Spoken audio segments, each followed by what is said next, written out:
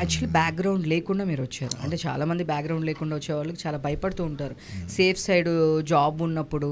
And so me mother మీరు US వెళ్ళిపోతే మీ songs వింటూ ఆవిడ ఏడ్ చేశారు, అనవసరంగా నేను యూఎస్ పంపించానా, ఇక్కడ ఉంటే పాటలు పాడేవాడిని పంపించేసానేమో, ఇక్కడ ఉంటే బాగుండేదేమో అని ఫీల్ అయ్యారు. బట్ మీకంటూ ఒక సెక్యూర్డ్ ఉండాలని చెప్పేసి పంపించానని చెప్పారు మీ మదర్ కూడా. సో ఫస్ట్ బిఫోర్ యూఎస్ వెళ్ళక ముందు మీరు ఎన్ని ప్రాజెక్ట్స్ చేశారో, మీరు అక్కడి నుంచి వచ్చిన తర్వాత ఇంకా బెటర్గా ఉందా, లేదు అప్పటి నుంచి ఆ గ్యాప్ అనేది లేకోకుండా ఉండే మేబీ కెరీర్ ఇంకొంచెం బాగుండేదా అని ఎప్పుడైనా అనిపించింది? అంటే ఆ మధ్యలో గ్యాప్ తీసుకోవడం వల్ల ఏమైనా ఆపర్చునిటీస్, అంటే ఇండస్ట్రీలో ఆపర్చునిటీ అనేది ఎప్పుడు వస్తుందో మీకు తెలియదు, నాకు తెలియదు, ఎవరికి తెలియదు. సో ఆ గ్యాప్ తీసుకోవడం కూడా ఉండుంటే మేబీ రఘురామ్ గారు ఇంకా బెటర్ పొజిషన్లో ఉండేవాళ్ళ. అలా చెప్పలేము, ఇట్ ఈస్ సబ్జెక్టివ్ అండి. బట్ నేను అంటే వెన్ ఐ లుక్ బ్యాక్ నాకేమనిపిస్తుంది అంటే, ఇప్పుడు ఒకవేళ ఆ 2 years గ్యాప్ కనుక తీసుకోకపోతే ఆ ఫ్లోలో ఇంకోలా వెళ్ళేది. అంటే అది మనం చూడని రోడ్డు కాబట్టి దాన్ని మాట్లాడలేము. దాని ముందు నేను హార్డ్లీ లైక్ ఒక 20 ఫిలిమ్స్ పాడాను సింగర్గా, వినాయకుడు ఇలా చాలా ఫిలిమ్స్ పాడుతూ అప్పుడే కోటి సార్ దగ్గర జాయిన్ అయ్యి ఆయన అసిస్ట్ చేస్తూ కొంత నేర్చుకుంటూ అలా ఉండేదండి లైఫ్. లైక్ అప్పుడప్పుడే కీరవాణి సార్ దగ్గర, మణి సార్ దగ్గర కోరస్కి వెళ్ళడం. దిస్ వాజ్ ఆల్ ఇన్ 2009 ఆ టైంలో. అండ్ మాస్టర్స్ నుంచి వచ్చేసరికి 2012. సో ఆ 2 yearsలో చాలామంది ఇక్కడ బేసిక్గా నా ఫ్రెండ్ సర్కిల్ అందరూ వాళ్ళకు ఒక కిక్ స్టార్ట్ అనేది వచ్చేసింది. నేను మళ్ళీ వచ్చి స్క్రాచ్ నుంచి స్టార్ట్ చేశాను. అండ్ నా జర్నీ చాలా డిఫరెంట్, ఎందుకంటే వీళ్ళందరూ సింగర్స్గా కొనసాగించారు జర్నీ.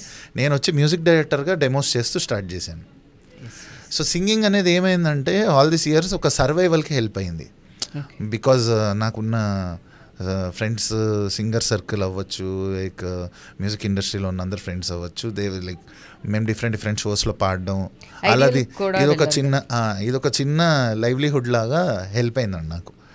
సో అప్పుడు వెళ్ళకపోయి ఉంటే మేబీ సింగర్గా వాళ్ళందరిలో నేను కూడా వెళ్ళి సూపర్ సింగర్స్ ఇవన్నీ సిరీస్లో వచ్చి కొంచెం ఆ ఫేమ్ వచ్చి లైక్ ఇంకెక్కువ షోస్ సైడ్ సింగింగ్ సైడ్ ఎక్కువ వెళ్ళిపోయేది ఏమో.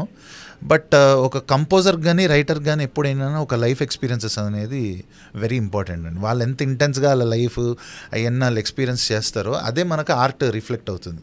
సో ఏ కంపోజర్కైనా రైటర్ కన్నా వాళ్ళ అనుభవాలు అనేవి వెరీ ఇంపార్టెంట్.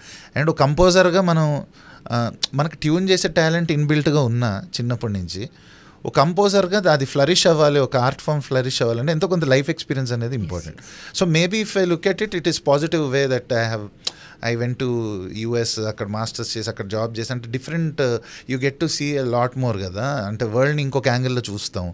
అండ్ ఇంకొకటి, అప్పుడు అది జాబ్ చేసుకుంటూ కూడా వదిలేసి ఇక్కడ వచ్చి మళ్ళీ మన జర్నీ కొనసాగిస్తే వెనకకి తిరిగి చూడలేదు. అప్పటి నుంచి ఏ రోజు ఫీల్ అవ్వలేదు అబ్బా నేను వదిలేసి వచ్చానా, ఇది వదిలేసి అక్కడికి వెళ్ళాననే ఫీల్ అయినంతలో 1% కూడా ఫీల్ అవ్వలేదు. నేను ఎప్పుడే నేను యూఎస్లో ఉంటే బాగుండేది, జాబ్ చేసుకుని కొంచెం మనకి ఇన్ని కష్టాలు ఎందుకు ఇండస్ట్రీలో, ఆ ఫీలింగ్ ఎప్పుడు it didn't creep in to my flash. కానీ ఎర్నింగ్స్ బాగుంటాయి, మంచి life, weekend work week off.